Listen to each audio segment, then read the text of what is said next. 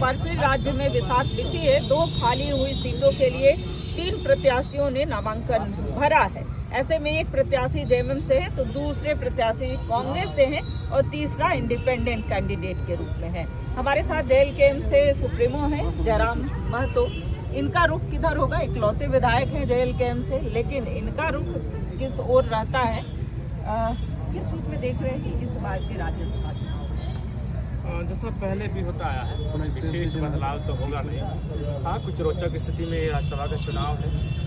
सीटों का जो गणित है, जो बहुमत का गणित है, उस गणित में लगभग सबके दावे स्पष्ट हैं, सबके दावे मजबूत हैं और अंततः दिन जो उन दावों को अपनी ओर समेट पाएगा, अपने पक्ष में लेकर आ पाएगा, संभवतः उनमें से 2 लोग राज्यसभा के लिए भेजे जाएंगे और वो जीतकर झारखंड का प्रतिनिधित्व राज्यसभा में जाकर करेंगे।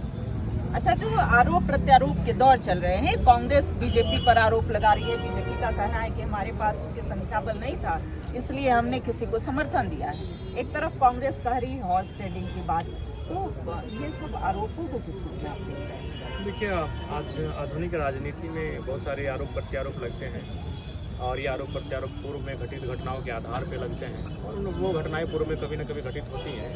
लेकिन फिलहाल जो झारखंड की परिस्थिति है, मुझे लगता है, मेरा मानना है कि जितने भी राजनीतिक दल जो 3 प्रत्याशी उतारे गए हैं तो सीधा अप्रत्यक्ष रूप से अपने दल के प्रतिनिधित्व के रूप में हैं, एक अप्रत्यक्ष रूप से समर्थन प्राप्त करके आए हैं। ऐसे में उनकी कोई ना कोई स्ट्रेटजी होगी, रणनीति होगी कि अपने पाले में 28 का जो जादुई आंकड़ा है उसे कैसे पार किया जाए। बड़ी पार्टियां हैं, बड़ी रणनीति होगी। हम लोग तो भाई छोटी पार्टी के अभी इकलौते विधायक हैं, तो हमारा जो मानना है और मेरा जो मत देने के प्रति जो सोच है वो यही रहेगा कि भाई एक विधानसभा लेकिन लाखों लोगों की उम्मीद है, तो कम से कम हम उस व्यक्ति को जब मत देंगे तो ये आश्वस्त हो लेंगे कि भाई उनका एक्टिविटी, उनकी भूमिका हमारे क्षेत्र को लेकर, हमारे लोगों को लेकर रहे, वह हमारे साथ खड़े रहें, हमारे सहयोग करें, तो उस आधार पर आश्वस्त होकर हम अपने मत को देने का कार्य करें। अच्छा जयराम जी, आपका रुख किधर रहेगा?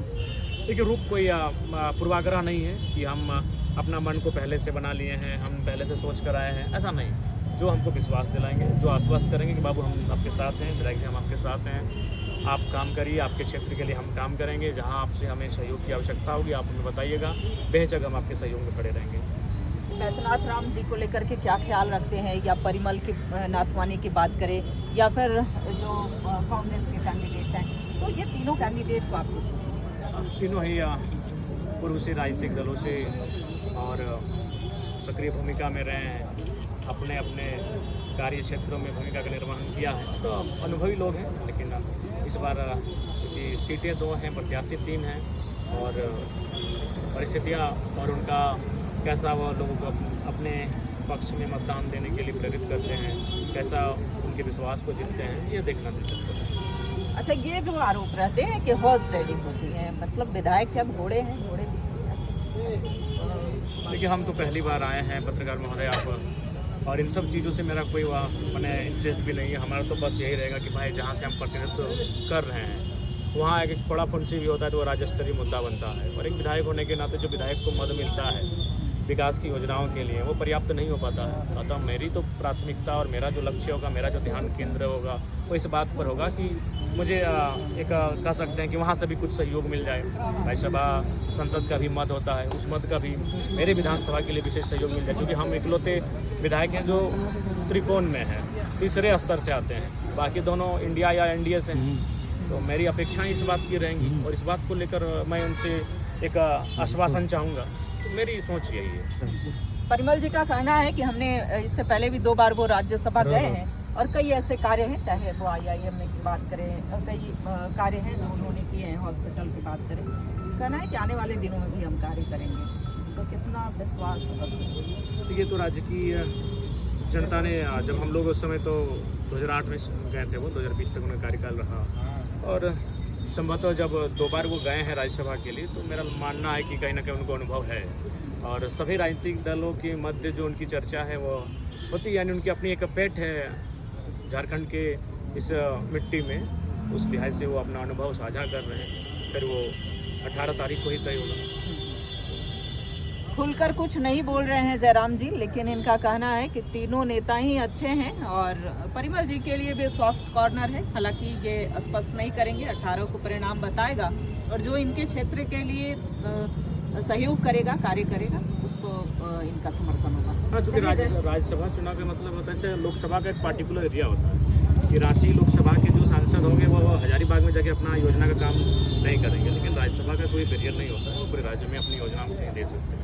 इससे हम लोग ये अपेक्षाएं रखेंगे भाई कि हम इकलौते ऐसे विधायक हैं जो इधर उधर कहीं नहीं है, तो कम से कम उन लोगों को कुछ सहयोग और विकास की योजनाएं मिले, जिनमें उनकी भूमिका परिमल जी को समर्थन नहीं। ऐसा अभी का तो 18 तारीख की बात है और मेरा जो मत है वो पूर्ण रूपेण से कांटेक्ट अभी तक तो अप्रत्यक्ष रूप से कांटेक्ट कर रहे हैं। बिल्कुल कांटेक्ट तो सभी को कर देंगे, उसमें कोई आपत्ति नहीं।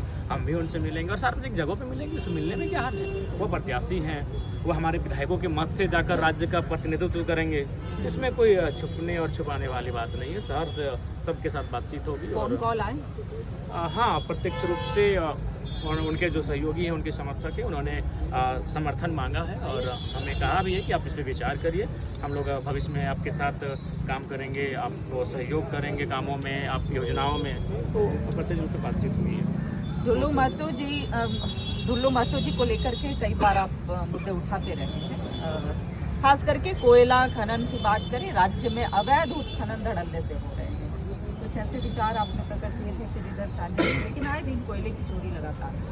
जी, इसके लिए मूल रूप से राज्य सरकार जिम्मेदार है कि ये पुलिस राज्य सरकार की, चेकनाका राज्य सरकार का, तमाम जो चीज़ें हैं जहाँ से कोयला होकर गुजरता है वो व्यवस्थाएं राज्य सरकार देख रही है।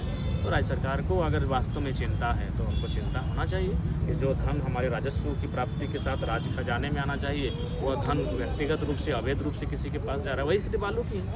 हम लोग भी जब मैंने लोगों के बीच जो जानते हैं, जो चीज़ों को समझते हैं, वो स्पष्ट यही कहते हैं कि बालू का अगर विधिवत रूप से नीलामी हो जाएगा तो वो राज्य सरकार को जाएगा, झारखंड सरकार को जाएगा। लेकिन अभी ना होने के कारण वो पैसा अवैध रूप से व्यक्तिगत जा रहा है, चाहे किसी मंत्री को जाए, चाहे सुपर मंत्री को जाए, चाहे सुपर मंत्री के सहयोगी को जाए। तो ये लोग निजी खजानों को भर रहे हैं, जिस कारण इन चीज़ों पर स्पष्ट नीति नहीं बना पा रहे हैं, स्पष्ट कार्रवाई नहीं कर पा रहे हैं। अगर ये चाहते हैं कि वो धन राज्य के खजाने में, झारखंड के खजाने में जाए, तो कल को ये आराम से बंद कर सकते हैं, लेकिन वो ना करते, वो चाह रहे हैं कि निजी खजाने में जाए। ये इस राज्य का दुर्भाग्य और यही इनकी सोच है। जयराम जी, अब तक सरकारी कर्मियों को फिर से इस महीने की अगर बात की जाए तो फिर से सैलरी जो है वो लंबित है, अब तक सैलरी नहीं आए हैं उनके खाते में। तो क्या लगता है कि सही है? हमारे भी जो 7 जो सरकारी कर्मचारी हैं वो भी कहते हैं कि 2-3-4 महीनों से हमारी सैलरी नहीं मिली है। ये थोड़ा सा आर्थिक संकट के आसार दिख रहे हैं और इसका मूल कारण है कि राज्य सरकार का एक प्लानिंग, उस प्लानिंग को एग्जीक्यूट नहीं कर पा रहे हैं। उसके बाद अब बीच में लोगों को, माताओं को रिझाने के लिए एक योजना लेकर आए हैं। उस योजना को कंटिन्यू करने में भी कहीं ना कहीं कई चीज़ों से आपको कटौती करनी पड़ रही है।